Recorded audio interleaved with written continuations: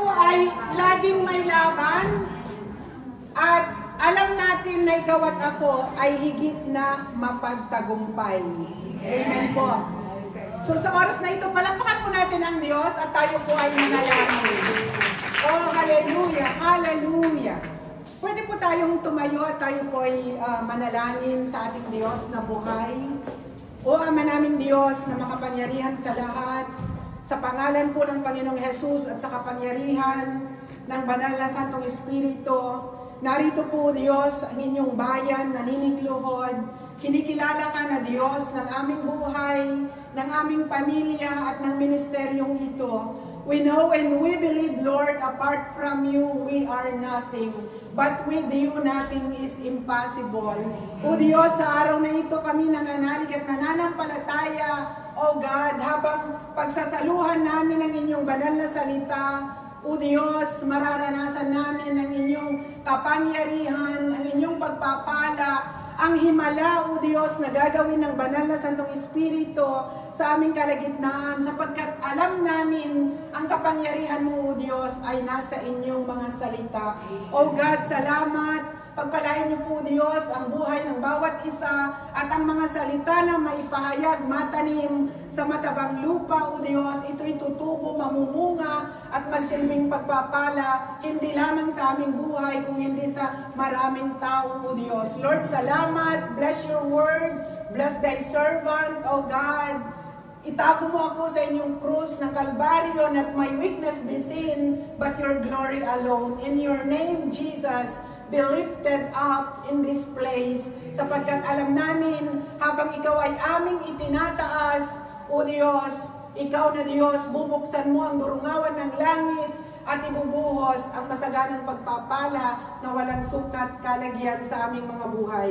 Salamat po at dinideklara namin mula umpisa hanggang matapos ang pangunguna ng Banal na Santong Espiritu at ang ganap na katalunan ng kaaway sa aming buhay, sa lugar na ito at sa lahat ng aming tinatangkilik. Salamat po, purihin ka, sambahin ka, dakilain ka, luwalhatiin ka.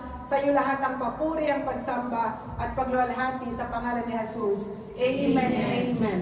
Praise God! Tayo po lahat ay makakaupo. Hallelujah! Tinanong ko po kanina na ang buhay po natin ay punong-puno ng laban. Bakit nga ba may laban? Tanungin mo nga ang katabi mo. Bakit ba? Bakit ka ba may kalaban? Hello? Bakit ba may laban? Hello? Ayan, nag-isip tuloy. Bakit nga ba? Ano bang mayroon sa'yo at ikaw ay kinakalaban? O ano bang mayroon sa'yo at ikaw ay iniiwasan o inaatak? O ang kalaban mismo ay ang sarili natin? Hello? Minsan ang kalaban natin wala sa surroundings eh. Ang kalaban mismo natin, ang sarili natin. Sinong agree sa akin? Amen po? Kasi po ay sa ating mga buhay, to God be the glory, ikaw at ako, kung pag-uusapan po natin ang ating mga nakaraan sa buhay, siguro lahat po tayo sasabihin natin na may mga pangit na nakaraan sa ating mga buhay at ayaw natin halos alalahanin ang mga pangit na nakaraan sapagkat hindi po natin ito maipagmamalaki sa ating sarili, sa ating mahal sa buhay, higit sa lahat sa ating Diyos. Amen po? Pero, ito po yung nais ipaunawa ng Diyos sa atin through the grace of God and the love of the Father and the sacrifice of Jesus Christ on the cross of Calvary, and by the power of the Holy Spirit na kasama natin, ano pong nangyari? nabago ang istorya ng ating buhay. Amen po? Nabago, nagkaroon tayo ng fresh start. Sabihin mo sa katabi mo, nagkaroon ka ng fresh start. Amen po? Kasi po ang ating mga nakaraan ay tayo pong lahat nang tanggapin natin si Jesus bilang Diyos at sariling tagapagligtas. Ang sabi po ng Biblia, kinalimutan na ng Diyos ang ating mga pangit na nakaraan. Tayong lahat ay pinatawad. Tayong lahat ay inaring anak ng Diyos, inaring lingkod ng Diyos. At ngayon, ikaw at ako, narito tayo, hindi dahil may pangit tayong nakaraan, kung hindi ikaw at ako ay anak ng Diyos. Palakpakan natin ang Diyos.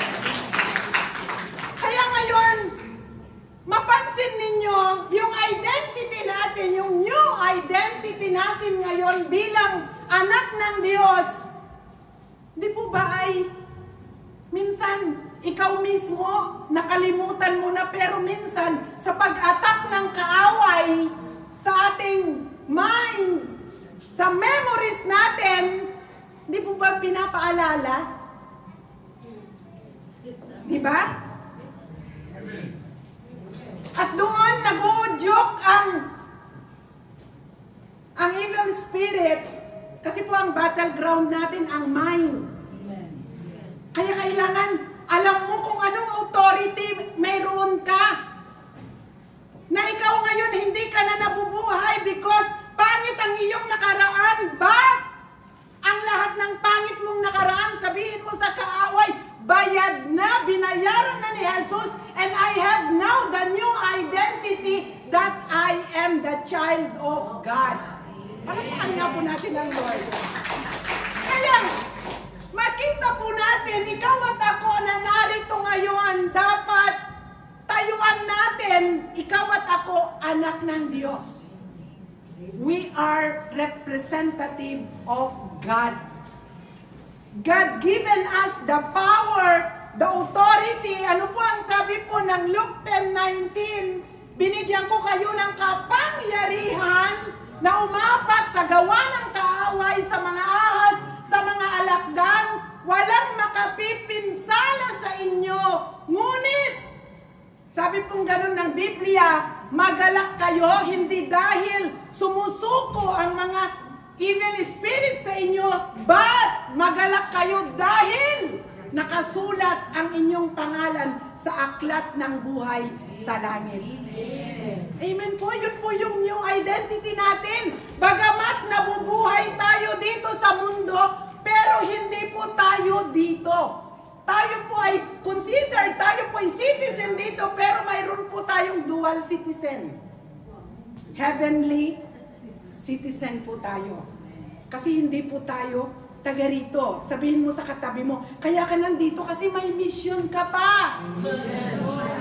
Hello? Kasi may mission pa tayo, kaya dapat ikaw at ako, yung new identity natin, dapat tayuan po natin. Hindi po yun, pag nag-attack ang kaaway sa'yo, laylay na ang iyong balikat, nakalimutan mo na ang lahat. At in-entertain mo na ang mga pag-attack ng kaaway sa'yo. Kaya, sa araw na ito, nais ko pong pag-aralan natin, nais ko lang pong sa introduction natin sa buhay po ni Eliseo. Sino ba si Eliseo? Si Prophet Eliseo. Siya po ay kahalili ni Propeta Elias. Na kung saan si Prophet Eliseo, nang tinawag siya ng Diyos, ano pong ginagawa ni Prophet ni Eliseo? Maalala niyo po sinong nakabasa? Anong ginagawa ni Eliseo nung tinawag siya? Pinuntahan siya ni Elias? Ano pong ginagawa? Nag-aararo. Farmer po si Eliseo.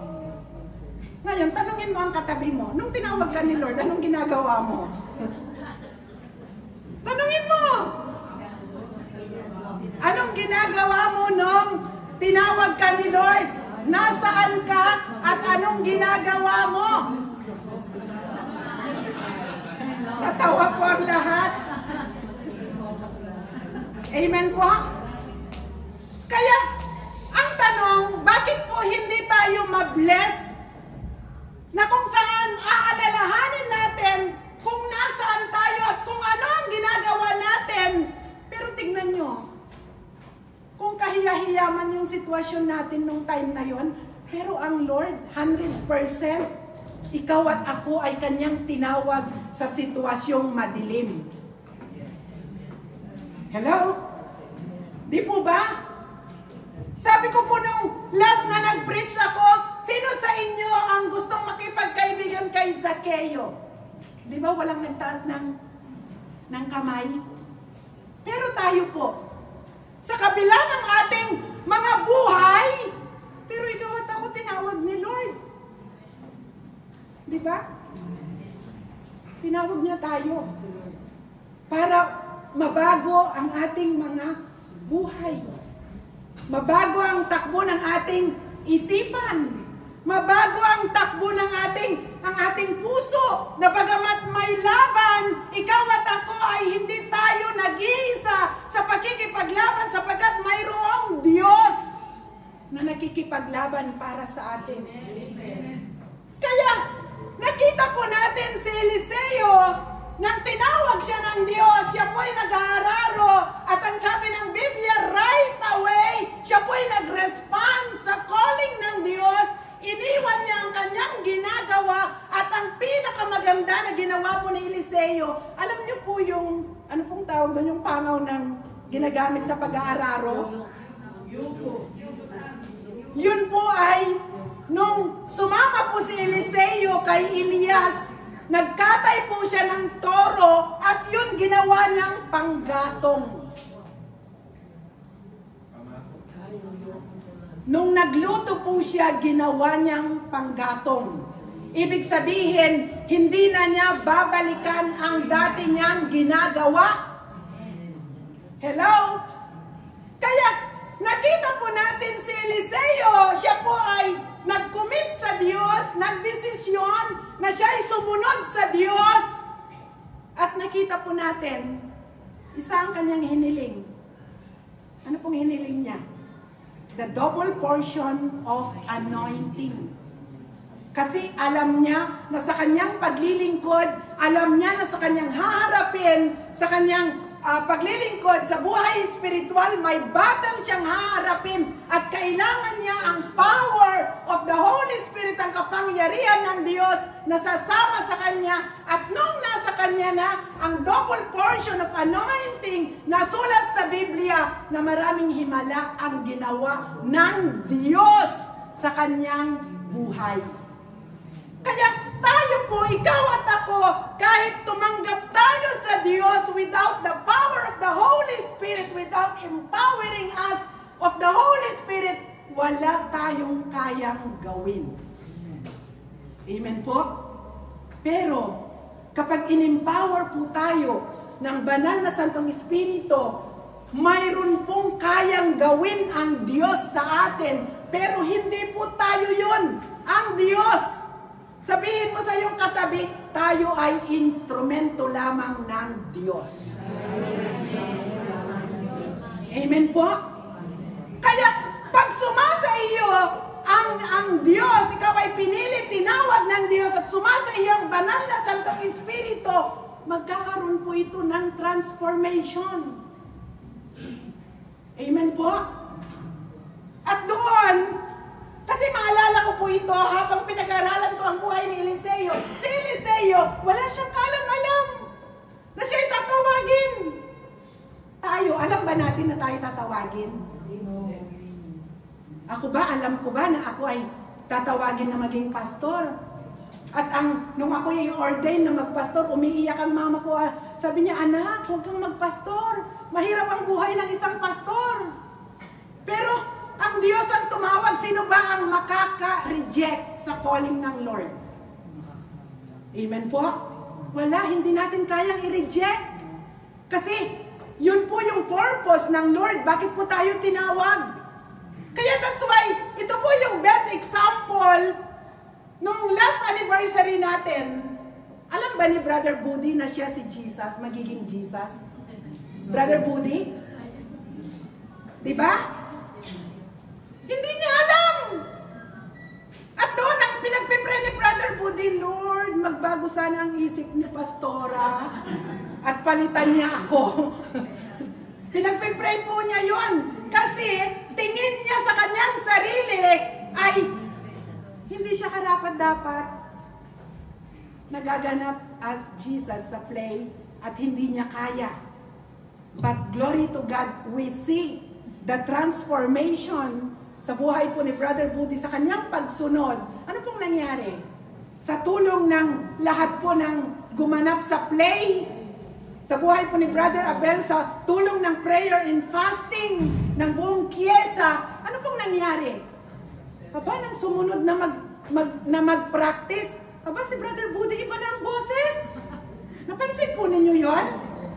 Aba, parang hindi na si Brother Budi yun. Ibig sabihin, nandun yung anointing. In-anoint siya ng Diyos. Inong anniversary na, di lang parang hindi siya for God's glory. Amen po? Pero ang tanong, dito po ako ay dinala ng Lord na as we respond, as we commit our lives to serve the living God, alam ba natin na tayo po ay papasok sa spiritual battle. Sa ayaw at sa gusto natin. Sino po dito ang mga nakaranas after anniversary na may mga battle? Hello? Pati si Gian, bata siya. Kasama din siya sa battle. Sa school. Kasi mayroon pong spiritual attack. Kasi nakita po natin, kung babasahin po natin ang buhay po ni Eliseo, nung siya po ay nag-responde sa Lord na maglingkod for God's glory, nung i-attack po ang Israel,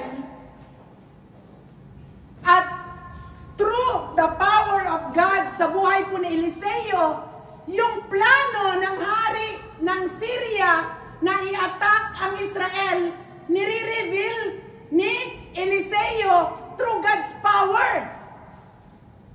At sabi po ng hari, sino sa inyo ang nagre-reveal sa hari ng Israel? Bakit alam niya ang plano ko? Ang sabi po ng mga tauhan ng hari ng Syria, ang nagre-reveal ay si Eliseo, ang propeta. At doon, ang hari ng Syria, instead na sasalakay sa Israel, sino po ang sinalakay niya? Si propeta Eliseo. Kaya huwag kayong magtaka kung ikaw at ako ay ipinagamit natin ang buhay natin, tayo po ay mayroon po tayong haharapin na spiritual battle.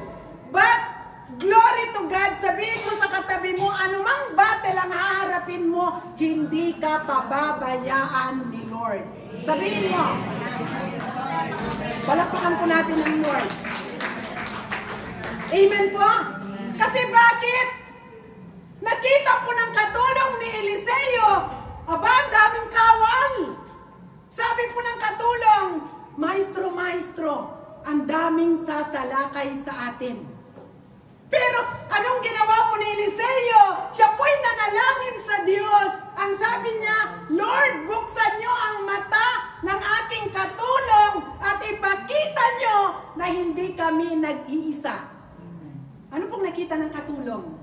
Nakita niya ang mga chariots of fire, ang mga warrior angel na nakapalibot, mas marami kaysa kawal ng Syria, ang pinadala ng Diyos na yung naked eye natin, hindi natin pwedeng makita, but yung spiritual eye natin, yung ating pananampalataya na sa bawat laban natin, may pinapadala ang Diyos to protect us against the enemy. Amen po? Dapat alam natin yun. But, makakamtan natin ang divine protection ng Diyos if we will stand at tayo po ay lalakad and righteousness. Amen po? Ipoprotect po tayo ng Diyos. Kaya yun po ang naranasan ni Propeta Eliseo at siya po'y ginamit mightily ng Lord at gumawa ng maraming himala ang Diyos sa buhay po ni Propeta Eliseo. Kaya dito po basahin po natin ang pangalawang hari, chapter 7, beginning verse 1 to 7. Samahan niyo po ako at ito po'y ating basahin. Ang sabi po, sinabi ni Eliseo, makinig kayo, ito ang ipinasasabi ni Yahweh, bukas ng ganitong oras sa may pagpasok ng Samaria ay makabibili ka na ng isang takal na harina o 2 takal na sibada sa halagang 1 pirasong pilak. Sinabi ng kapitan ng mga bantay ng hari, hindi magkakatotoo iyang sinasabi mo kahit pa buksan ni Yahweh ang durungawan ng langit. Sinabi naman ni Eliseo, makikita mong ito'y mangyayari bukas, ngunit hindi mo matitikman. Ano po ang sabi ng verse 3? Sabi po, may 4 na kitongin noon sa pagpasok ng lunsod at nag-usap-usap sila, bakit ba rito kayo na mamamaluktot? Bakit ba rito tayo mamamaluktot at maghihintay ng kamatayan? Kung papasok tayo ng lunsod, tiyak na mamamatay tayo ng gutom doon. Kung mananatili naman tayo rito, mamamatay rin tayo. Ang sabi po, mabuti pa'y pumunta tayo sa kampo ng mga Syria. Kung hindi nila tayo patayin, mabuti. Kung patayin nila tayo, matatapos na ang ating paghihirap. At nagpunta nga sila sa kampo ng mga Syria. Pagdating doon, wala silang dinatnan isa man, sapagkat sa kapangyarihan ni Yahweh ang mga kawal ng Syria ay nakarinig ng ragasan ng maraming kabayo at karwahe. Dahil dito inakala nilang nakapagkasundo ang hari ng Israel sa mga hari ng Hiteo at Egyptyo para digmain sila. Kaya tumakas sila nang takip silim, iniwan nila ang kanilang kampo, pati ang mga kabayo, asno, at lahat ng naroon, at kanya-kanya silang takbo para iligtas ang kanilang buhay. Paon naman po ng ako po ay tagagtag ang aking pawis dito. Basang-basa na ako. Glory to God. Praise God!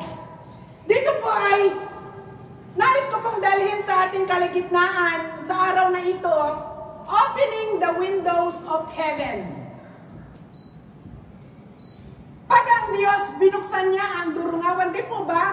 Lagi nating pinagpipray. Ano pong pinagpipray natin lagi? Lord, open the floodgates of heaven and pour out all kinds of blessings. Sino po dito ang nangangailangan ng blessing mula sa Lord? Amen! Amen po?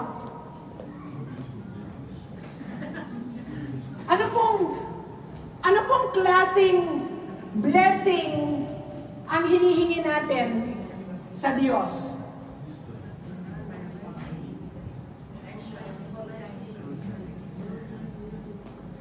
Ano bang blessing? Ano ba yung desire ng puso natin?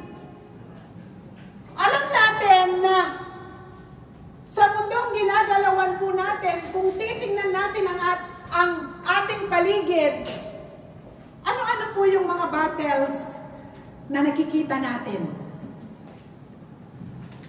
Anong crisis ang nararanasan natin na mga tao? Alam ba natin na ang pinakamahirap na crisis sa buhay ng tao ay about relation. Relational crisis about family o anuman po yung related po sa atin pag nagkaroon po ng crisis sa relation, kapag wala po ang intervention ng Diyos, ano pong nangyayari?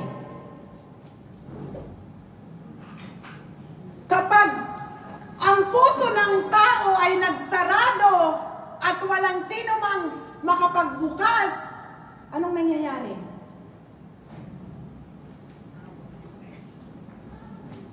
Masyadong tahimik. Kapag nagkaharap ang dalawang tao at sarado pareho ang puso, away o hindi mag-iimikan. Kasi po ay dito po, kung titignan po natin dito po sa binasa natin sa chapter 7 ng 2 Kings at i-atras po natin ang ating binasa sa chapter 6 beginning verse 24 to 33. Ito po ay compete po ninyo sa inyong mga bahay. Ang sabi po ng Biblia, ang hari ng Syria ay sasalakayin ang Israel, ang Samaria, at ang mga sumalakay ay nagkampo sila sa harap ng gate ng Israel. So, nung nagkampo ang kaaway sa harap ng gate ng Israel, ano pong nangyari sa bansang Israel? Halimbawa, kayo ay ang example, mayroong kaaway nagkampo na natili sa pintuan ng inyong bahay. Anong mangyayari? Walang makakalabas? Bakit? Takot? Amen po, takot. Kaya ang bansang Israel, sila'y takot. Isinara nila ang gate. Kaya ano pong nangyari? Kung anong resources mayroon sila sa loob, yun ang kinonsume nila. Kaya maalala nyo nung nagka-COVID at nagkaroon ng lockdown? Aba, pag nag-lockdown, ang mga Pinoy, hindi magugutom ano? Di ba? Kasi bakit? Kasi po yung mentality nating mga Pinoy, kapag ang resources ay kunti na lang, di ba inuunti-unti mo rin? Iisipin mo, aba kung mag-lockdown ito ng isang buwan, kukwentahin mo yun, tatakalin mo yun, at yun lamang ang i-consume mo hanggang dumating yung araw na magbukas na, matapos na ang lockdown. Kasi po ang mga Pinoy, hindi po yan bumibili ng 1 kilong bigas. Di ba? Ang binibili po ng mga Pinoy ay 1 sakong bigas. At ang Pinoy, mayroon lamang bigas, mayroong olyo, may toyo. Aba, buhay ng Pinoy. Di ba? Magsasaing lang ng riso, lagyan lang ng oil o toyo o asin. Ayan, buhay ng Pinoy. Nakangiti na yan. Kaya, dito po ay, balikan po natin yung nangyari dito. Kasi po sa pagharap po ng crisis, dalawa po ang response. Either positive, either negative.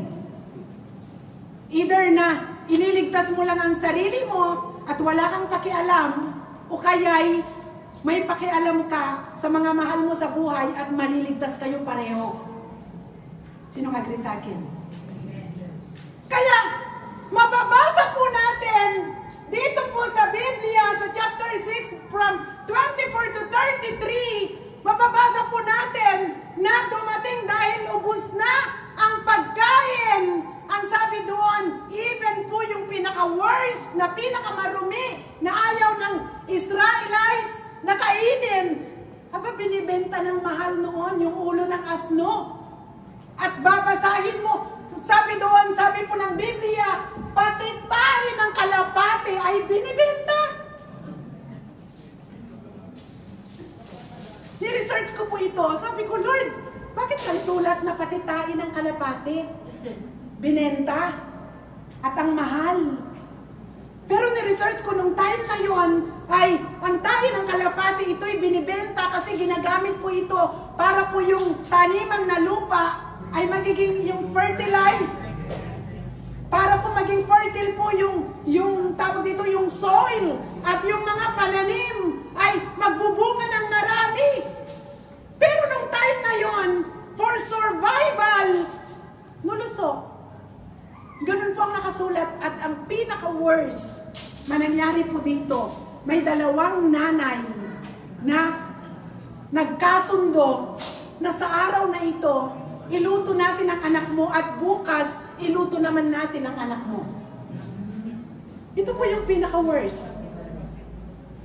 Kaya, sa crisis na hinaharap natin, ito po yung magiging response natin, positive and negative. Ikaw ba ay self-centered o nandun pa rin yung compassion mo sa kabila po ng crisis sa iyong mahal sa buhay? Amen po? Ang palagay ko, ang isang nanay, di baling makakain ng anak, huwag lang. Di baling, tawag dito, di baling hindi makakain ng nanay, makakain lang ang anak. Pero ang nasulat, kinain ang anak. Hindi po ito imbento na isulat ito. Pero nakita natin dito ay ito pong pangyayaring ito, dito natin makikita na yung mga tao na mayroong pananampalataya sa Diyos at walang pananampalataya sa Diyos, may takot sa Diyos at walang takot sa Diyos, may pagmamahal sa sarili, sa kanyang pamilya, makikita po natin ang reaction during crisis. Even po ang mga totoong nagmamahal sa atin. Kaya po, kapag during crisis at may mga taong malapit sa iyo, yun ang pahalagahan mo. Kasi yun po ang totoong nagmamahal sa atin, sapagkat during crisis, sila'y nananatili. At kasi po kapag marami tayo, sigurado maraming kaibigan, kasi marami ka eh. Mayroon ka eh.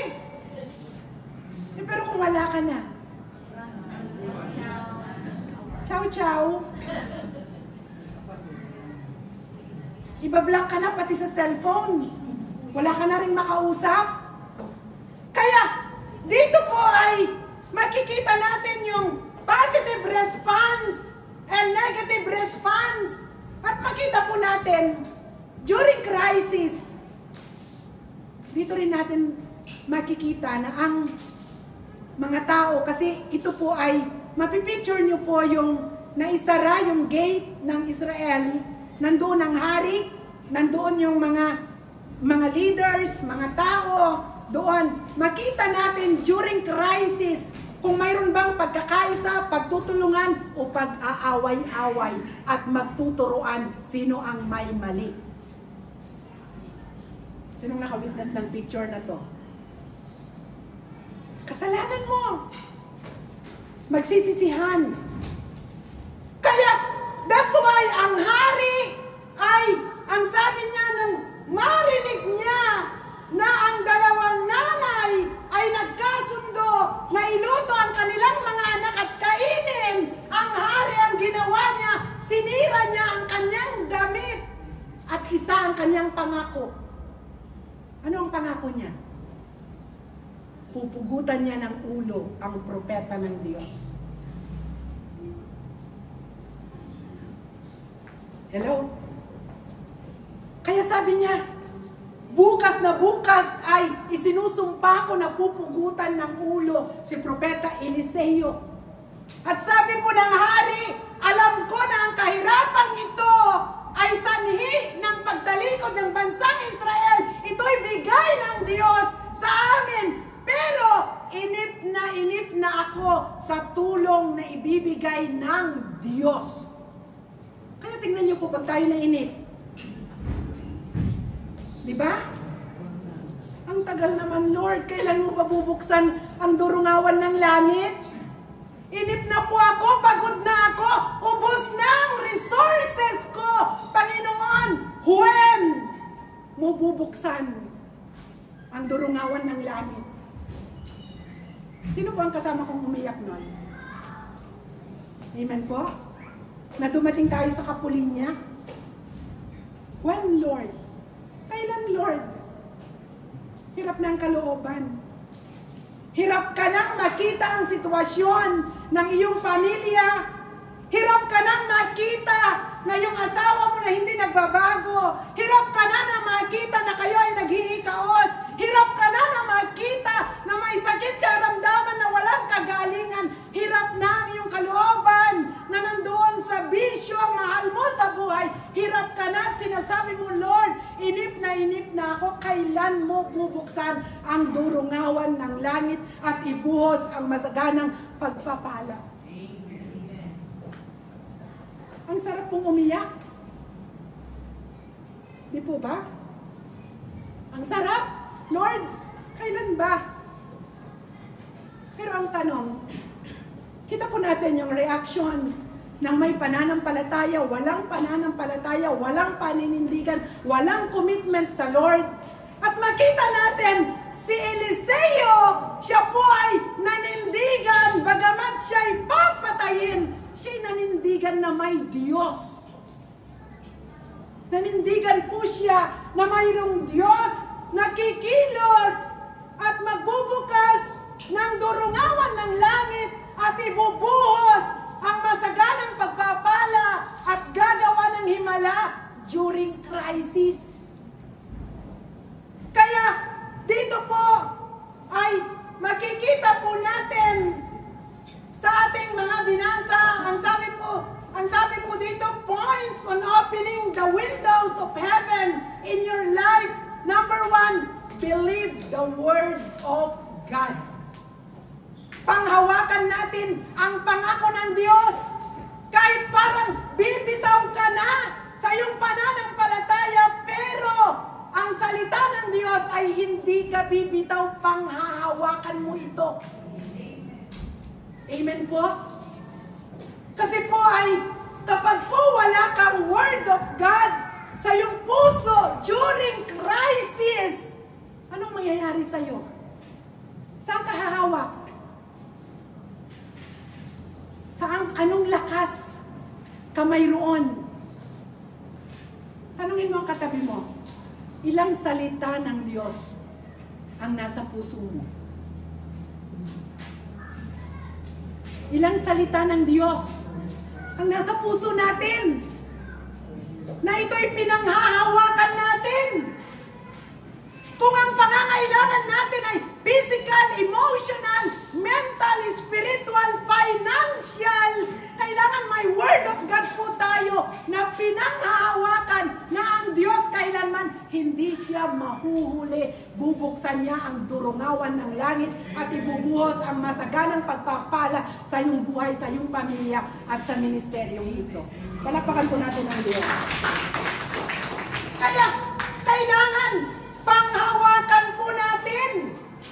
Kasi, ang sabi po ni Eliseo, ng propeta Eliseo, sabi niya sa verse 1 ng chapter 7 ng binasa natin, makinig kayo, ito ang pinasasabi ni Yahweh, bukas ng ganitong oras, sa may pagpasok ng Samaria, makabibili ka ng 1 takal na harina, 2 takal na sibada, sa halagang 1 pirasong pilak. Sinabi ng kapitan ng mga bantay ng hari, hindi magkakatotoo iyang sinasabi mo kahit pa buksan ni Yahweh ang durungawan ng langit. Sinabi naman ni Eliseo, makikita mong ito'y mangyayari bukas, ngunit hindi mo matitikman.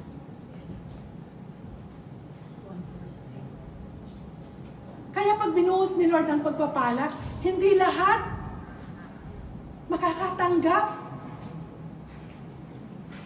Ang sabi po ng kapitan, kahit buksan ni Yahweh ang Windows of heaven, hindi magkakatotoo yan. Kaya, tayo po during crisis like Propeta Eliseo, kailangan mag-declare po tayo ng mga word of God na pinanghahawakan natin. Mahalaga po yun. Na mayroon kang pinanghahawakan. Na ang sabi mo, pwede mong i-declare, Lord, sinabi niyo po, God, sa John, sinabi mo, Panginoong Yesus, sa John 15:7, kung ako'y kami mananatili sa inyo, ang salita mo mananatili sa amin, anuman ang hilingin namin, ito'y ipagkakaloob mo. And in the name of Jesus, inaangkin ko, anuman ang pangangailangan ko, sabihin mo ngayon, yung pangangailangan mo, ito'y inaangkin ko, bubuksan mo ang durungawan ng langit, ibubuhos mo ang masaganang pagpapala na walang sukat kalagyan. E paano kung wala kang word of God? Katawag ka ngayon kay Ate Neng, Sister Neng, ang laki ng problema ko. Nakalimutan na yata ako ni Lord. Sarado ang windows of heaven. Ni hamog wala. Tuyong-tuyo ng mga pananim, wala ng bunga, wala ng makain. Gutom na ako.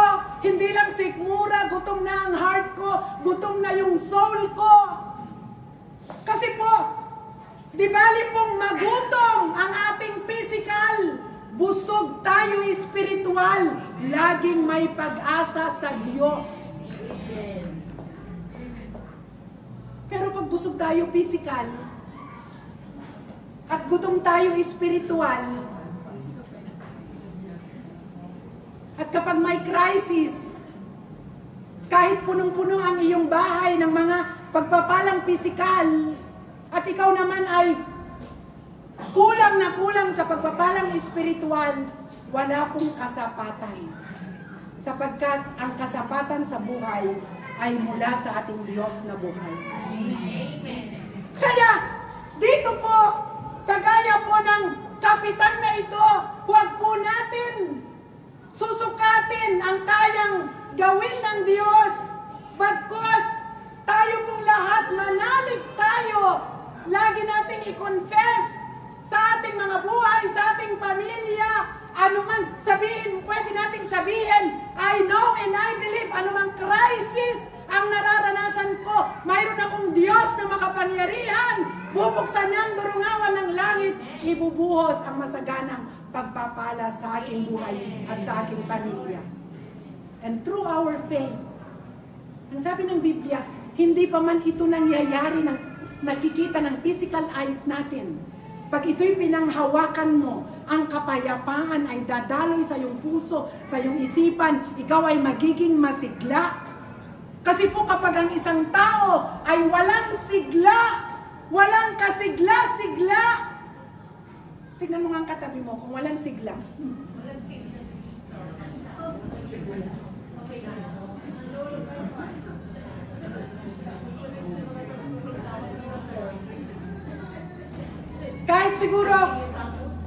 Kahit siguro maghain dyan ng magtagtad si Brother Marlon ng lechon. Kung walang sigla. At kagaya ng Israel na sarado ang pintuan ng gate. At dahil walang sigla ang bawat isa, sarado lahat ang gate ng mga puso. At naghari ang lungkot at takot. Anong buhay mayroon tayo? Amen po? Pero si Eliseo, hindi siya nawalan ng pag-asa. Kasi alam niya na ang Diyos na kanyang pinaglilingkuran, na siyang pumili, tumawag sa kanya, ay makapangyarihan, kayang gumawa ng himala. Na ang sarado ay kayang buksan. Ang sakit ay kayang pagalingin. Amen. Ang problema sa pamilya ay kayang ayusin. Amen. Ang nasa ilalim ng bisyo ay kayang baguhin ng Diyos. Kaya, makita natin na kapag ang Diyos ay gumawa ng himala, sa ating mga buhay, tayo'y nanalig na ang Diyos ay may gagawin sa ating mga buhay at magbubukas ang windows of heaven. Ang number 2 na points na kailangan nating gawin. Sabihin mo sa iyong katabi, do something. Do something. Nananalig ka nga sa word. May word ka nga.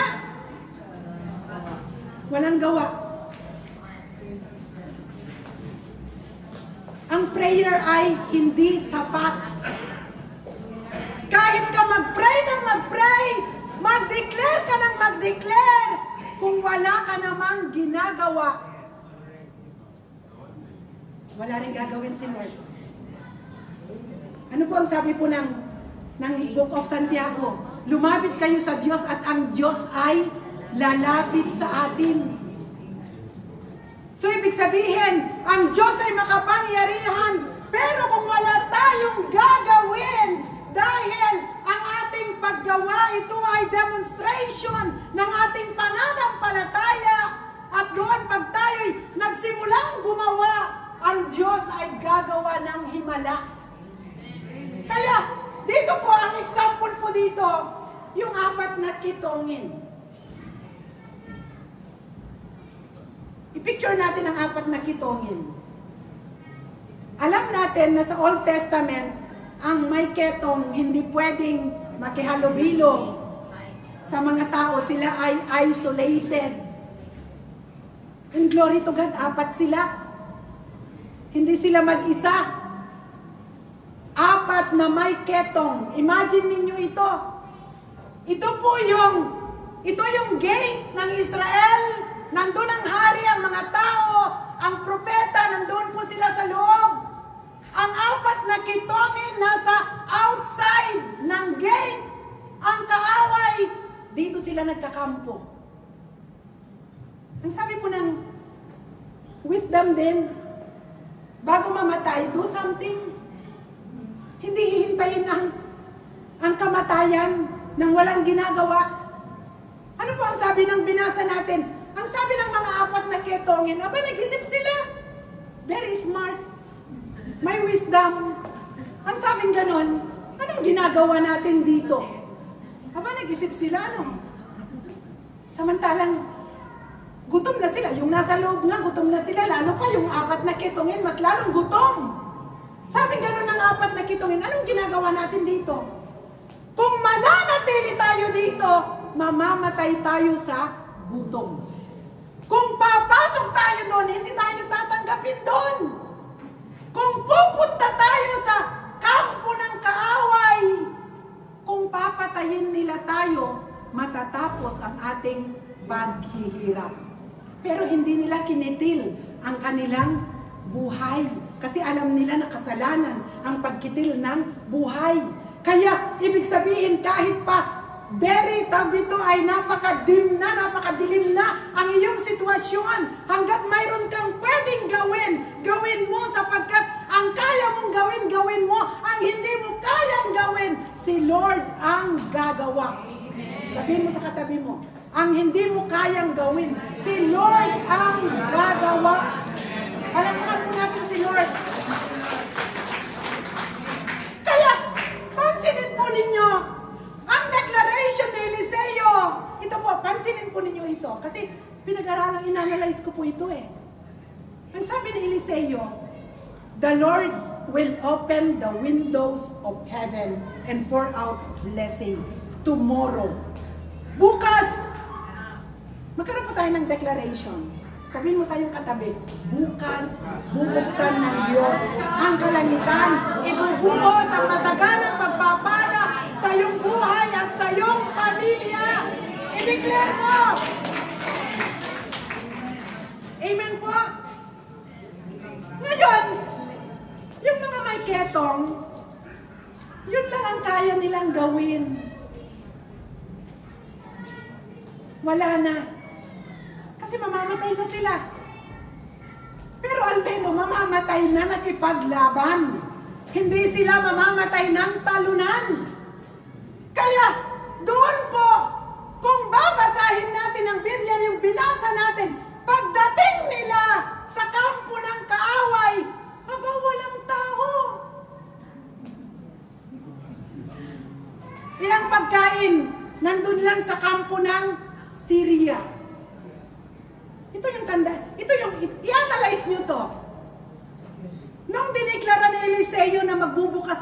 awan ng langit, ibubuhos ang masaganang pagpapala. Anong pagpapala ang sinasabi ni Eliseo? Ang mga kayamanan ng mga Syria. Hello? Nagbukas ba?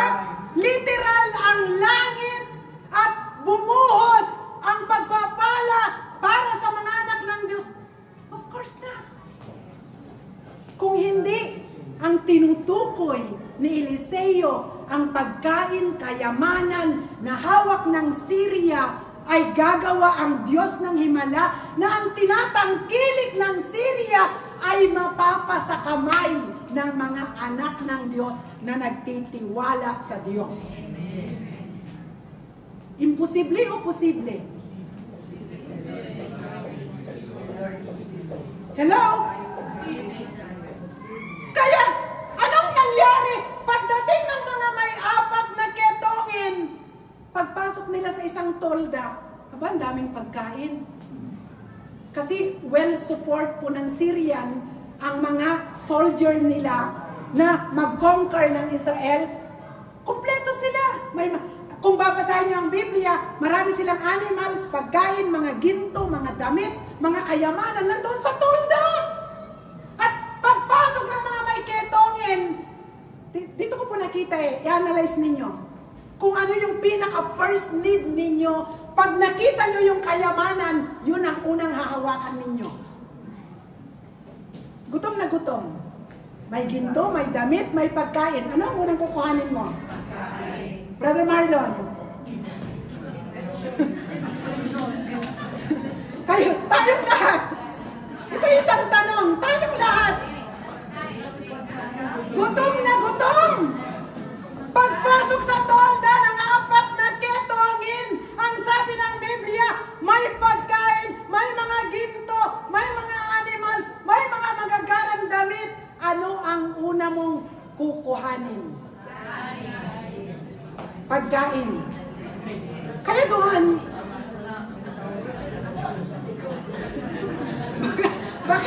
baka may magsabi dyan sa likod. Baka may magsabi, kasi apat sila, baka magagawan eh. Baka may magsabi dyan sa likod, ako pastora, habang nagsusubo, kinukuha ko yung ginto. Tapos dito sinisilid ko, subo ng pagkain, kuha ng ginto, subo ng pagkain, kuha ng ginto. Hello? Kasi alam ba natin, dito po yung evaluation natin. Alam ba natin na during crisis, makikilala natin ang ating sarili. Kung sino talaga tayo. May pananampalataya at walang pananampalataya. Kasi po, ang pagkain, ito po ay temporary relief sa ating pangangailangan. Ang ginto at kayamanan, ito ay per future use.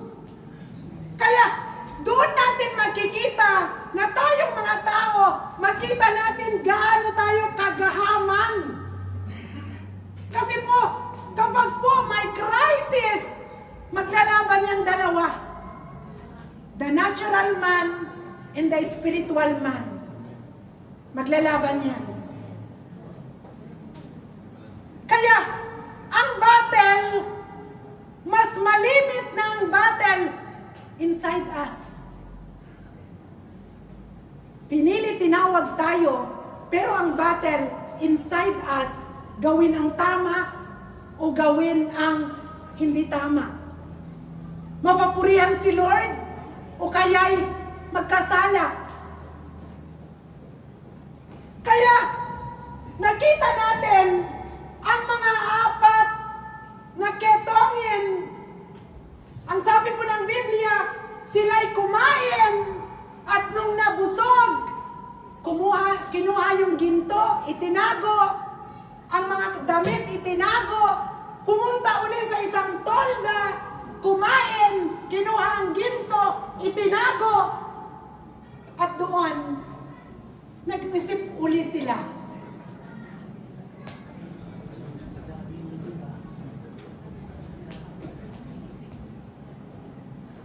Kaya sino po dito na alam mo mayroon kang mahal sa buhay na nahihirapan at mayroon kang sobra-sobra Di ba hindi mo kayang angkinin lahat? Kaya, nag-isip po ang apat na ketongin, sabi nila, anong ginagawa natin?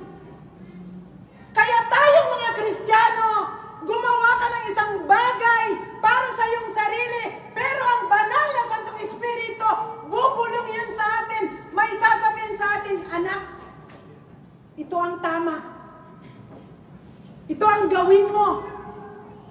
Kaya, tayo po, isang step, dalawang step, masaya ka, may pagpapala, pero pangatlong step, mag-uudyok ang Holy Spirit, ang magdidesisyon ikaw, tayo, hindi ang Diyos. Tayo po, bibigyan tayo ng option. At dito ko nakita na ang sabi po ng apat na ketongin, anong ginagawa natin? Bakit natin inaangkin ang mga pagpapalang ito? At alam natin ang ating mga kababayan ay nagugutom. At ang pangalawa nilang naisip, sila ay parurusahan ng Diyos. Ito po yung matindi doon. Ang ginagawa natin, pag wala tayo sa church, hindi tayo nakikita, pero may Diyos na nakakakita ng lahat ng ating ginagawa. Ang sabi ng Biblia, mabuti o masama ang ginagawa natin, ito'y may parehong consequences. Kaya, pumili tayo, mabuti o masama ang gawin natin. At kung masama ang intention natin, bagamat ito ay blessing ni Lord, binuksan na niya ang dorongawan ng langit, may pagpapala, pero mayroong blessing na ibubuhos ang Lord. Hindi po intended for us only, but it will flow sa mga tao na nasa paligid mo. Hindi lang para sa atin. That's why, ang salvation na tinanggap natin, hindi lamang po tayo ang nais ng Diyos na maligtas, kung hindi ito'y ipamahagi natin sa maraming tao. Ikaw at ako, ipaggamit mo ang iyong buhay na ikaw ay in-empower ng Holy Spirit, ipahayag ang salvation nang sa ganon, maraming tao ang tatanggap kay Jesus bilang Diyos at sariling tagapagligtas. Kaya sabihin mo sa katabi mo, ipaggamit mo ang iyong buhay sa Diyos. Amen po? Ipagamit natin ang ating mga buhay. Hindi po intended lang ang pagpapala ng Diyos para sa atin. Kaya po, ang sabi po ng mga apat na ketongin na ito, ang sabi nila, kung babasahin po natin, ang sabi po, at nagpunta nga sila sa kampo ng Syria. Pagdating doon, wala silang dinatnan isa man, sapagkat sa kapangyarihan ni Yahweh, ang mga kawal ng Syria ay nakarinig ng ragasa ng maraming kabayo at karwahe. Dahil dito, inakala nilang nakipagkasundo ang hari ng Israel sa mga hari ng Hiteo at Egyptyo para digmain sila. Ito yung sinasabi ko. Nakikita mo, wala nang pag-asa. Talunan ka na. Pero kapag si Lord ang kumilos, gagawa ng himala. Imagine, ang mga Syria, sila po ay kumpleto ang kanilang armas. Sila ay well-trained. Pero, yung kapangyarihan ng Diyos, marahil yung tugudog ng kabayo na ipinarinig ng Diyos, siguro parang libo-libong kabalo ang paparating at sasalakay sa kanila, at ang pagkaintindi nila mas puwersado sa kanila at sila'y matatalo. At anong ginawa po ng mga taga-Syria? Hindi na nila kinuha ang kabalo nila. Sila'y tumakbo, ang dala lang nila, ang katawan nila, iniwan nila ang lahat, at sila'y kumaripas ng takbo para iligtas ang kanilang sarili. Ang may kagagawan nito ay si Lord. Kaya sabihin mo sa katabi mo, anumang hirap ang pinagdadaanan mo, kayang solusyonan yan ni Lord sa iyong buhay. Amen po? Kasi sa isip mo, wala na. Pero pag si Lord ang gumawa ng himala, ang walang pag-asa magkakaroon ng pag-asa sapagkat ang Diyos ay makapangyarihan. Hallelujah! Kaya, that's why, ang apat na ketongin, nung sila po ay nag-isip-isip, sila po ay pumunta sa hari, pumunta sila sa Israel, sa gate ng Israel, at sila po ay ipinamalita nila na nakatagpo sila ng mga pagkain, ng mga kayamanan, at ayaw nilang sarilinin. Pero ang mga tao, kagaya ng hari, na walang pananampalatayang buo sa Diyos, sapagkat during crisis, marami talagang tatagilid sa pananampalataya. Maraming manlalamig, maraming tatalikod, maraming tawag ito yung pagkapit sa Diyos, unti-unting mawawala yung kapit sa salita ng Diyos. Kaya ang hari, ang sabi po ng apat na ketongin, nagpunta sila sa bantay at pinasabi nila na ang sabihin sa hari na natagpuan namin ang kampo ng mga Syria, maraming pagkain, maraming kayamanan. Ngunit ang hari, ayaw maniwala. Ang sabi po ng hari, baka ito ay technique lang nila. Para tayo ay, kapag tayo ay binuksan ang gate, ay sasalakayin tayo, iko-conquer tayo, at tatalunin tayo. Kunwari lang, iniwan nila ang kanilang kampo, yun pala, lumipat lang sila ng malayong konti, at pag nagbukas tayo ng pintuan, sila ay sasalakay, at tayo ay matatalo. Sino sa atin ang saradong-sarado ang puso at halos ayaw ng buksan?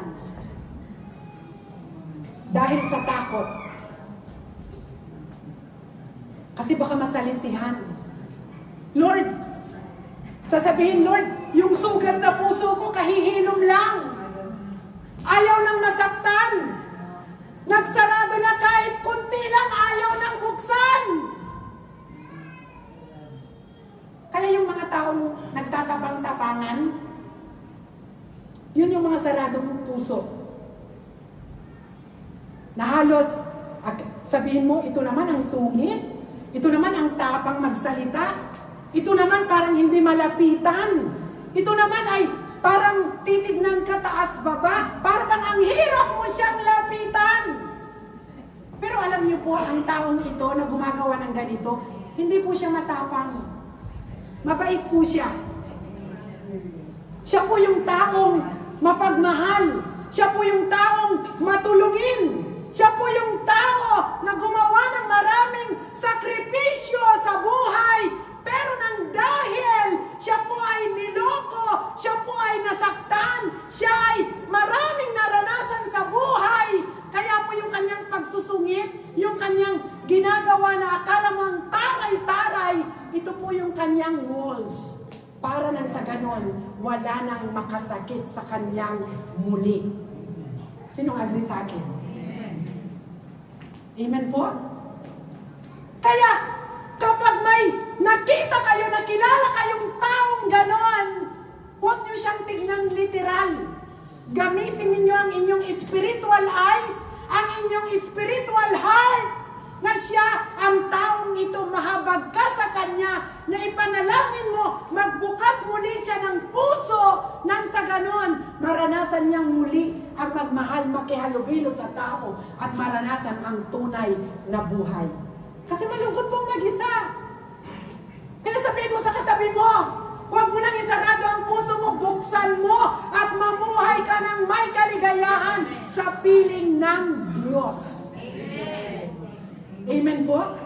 Tapos na yung mga paghihirap na naranasan natin. Kaya po, dito po ay kapag po haharap ng mga decision making na gagawin po natin, ito po yung point number 3. Ang sabi po, accept God's blessing by faith. Nandyan ang blessing. Pero may kunting agyo-agyo sa utak. May doubt. Gaya ng hari. Nandyan na. Sabi ng kapatiran, sis, answered prayer ka na. Sabi mo naman, naku, pag hindi ko nakita, hindi ako naniniwala. I-claim mo na! Hindi mo ito makukuha pag hindi mo i-claim! Kailangan puntahan mo! Kasi gusto ng Lord, hanggang sa dulo na makuha mo yung faith, yung blessing mo, may gagawin ka, kailangan i-claim mo.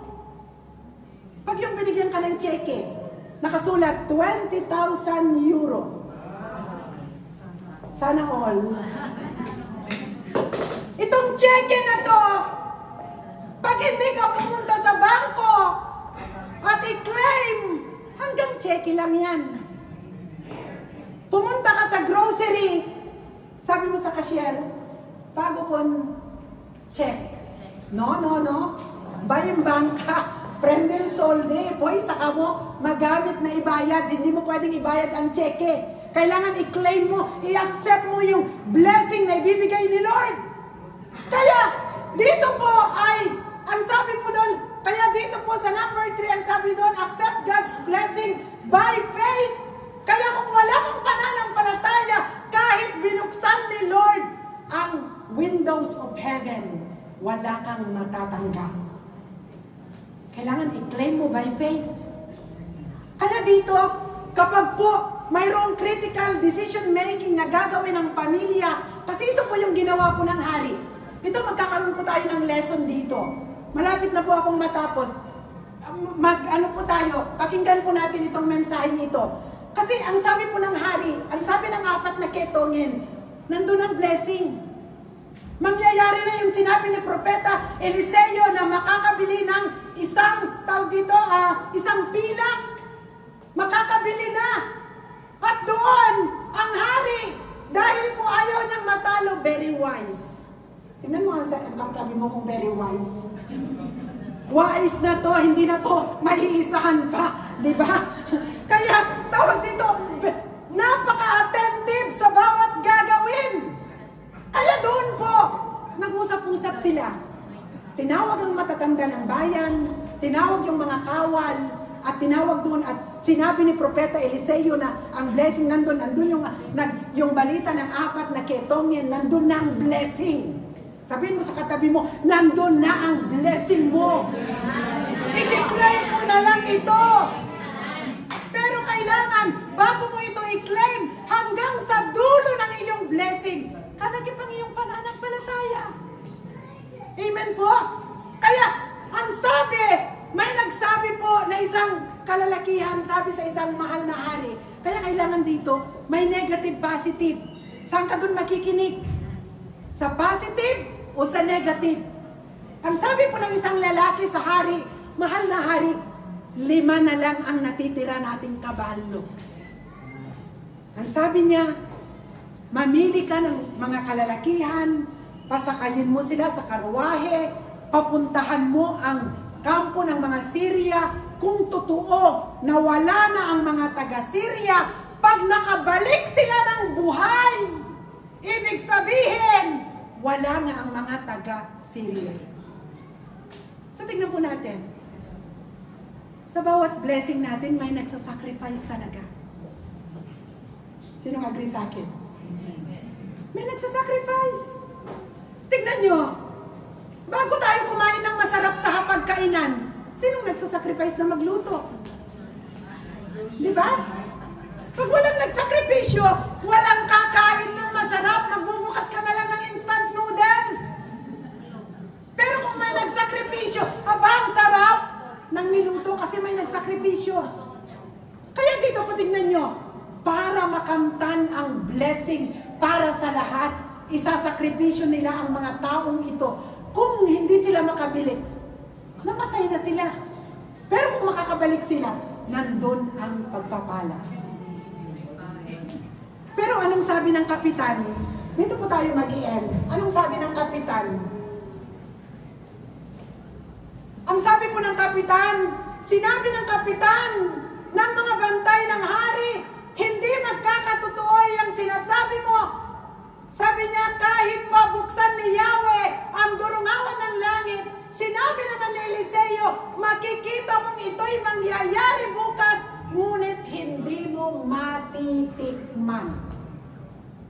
Ang may doubt sa Lord, kahit pa bumuhos ang masaganang pagpapala, bubuksan ang durungawan ng langit, wala kang matitikman. Amen po? Kaya, ang kapitan na ito, nung malaman na ang kampo ng Syria ay wala na nga sila at ibinalita sa buong Israel, anong mangyayari sa mga gutom na gutom? Brother Eman, Brother Ashley, pag ang pagkain nandito sa akin, kayong mga nandyan sa likod, lahat kayong nandyan sa upuan, gutom na gutom na gutom na gutom na gutom. At doon, confirm na mayroon ng blessing, may pagkain, makakabili na ng pagkain. Pagpalagay nyo kaya, sinabi ni Rev, may pagkain na, makakabili na kayo ng pagkain doon. At nilagay po ng hari na magbantay sa gate ang kapitan. Pag nagtakbuhan ng mga gutom, Kuya Arnold, palagay mo kaya hihintayin ka ni Ate Tita? Palagay mo kaya pag tumakbo ka, hihintayin ka ni Ate Tita sa pagtakbo? Sino ang nandyan sa likod? Brother Budi? Kapag sinabing ni Rev na nandun ng pagkain, hihintayin mo kaya si Brother Maymay? At aalalayan?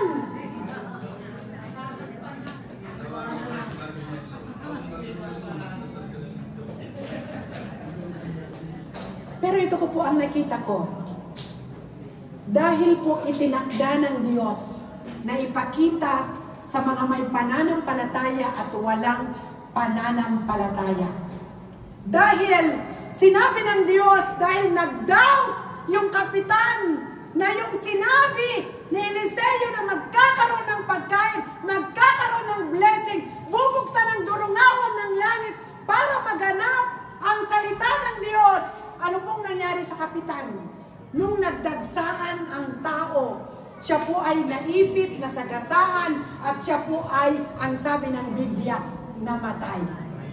At hindi po niya natikman ang anumang pagpapala na ibinuhos ng Diyos sa lahat ng maraming tao. Kaya, sa hapong ito, kahit buksan ni Lord ang durungawan ng langit, ibuhos ang masaganang pagpapala.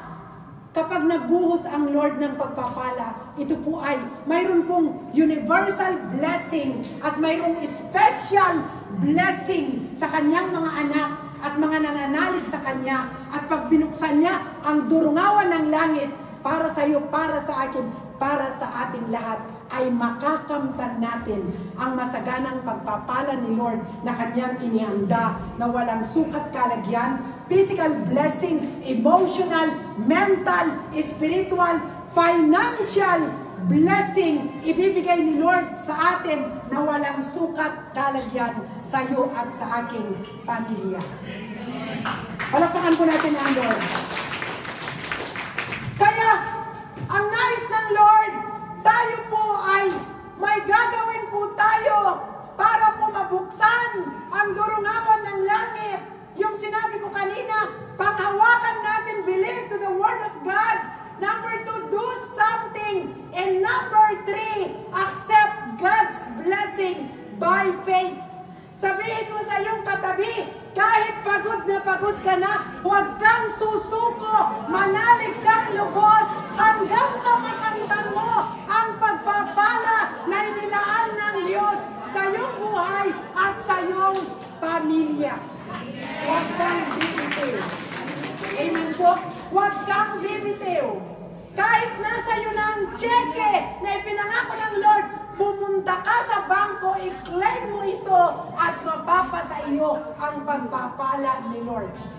Kaya po, before the conclusion, let us declare sa iyong katabi, sa iyong likuran, kanang kaliwa, sabihin mo sa kanya, bukas, bubuksan ng Lord ang dunawa ng langit, ibubuhos ang masaganang pagpapala sa iyong buhay, sa iyong pamilya, in the name of Jesus. In the name of Jesus. Hallelujah. And conclusion, praise God. Alam niyo po, habang pinag-aralan ko ito, inaangkin ko ng may pananampalataya na ikaw at ako ay pagpapalain ng Diyos ng rumaragasa, walang sukat, pagkalagyan ang ibibigay ng Lord. And conclusion, sabi po dito, God always honors His word. Amen po, pag may pinanghawakan tayo. You can trust what the word has to say, but you must take a step of faith and do something if you want the windows of heaven open for you. Accept by faith what God wants to do for you, for He wants to minister to the whole person, body, soul, and spirit. Pag nag-bless ang Lord kompleto, hindi lamang physical. Kung hindi gusto niya, buong pagkatao natin, body, soul, and spirit, pagpapalain po tayo ng Lord. So kung handa na po tayo itong challenge ng Lord, kung handa na po tayo, i-claim ang blessing ng Lord na nakalaan sa ating lahat, tayo po lahat ay tumayo at papurihan po natin ang Diyos. Hallelujah!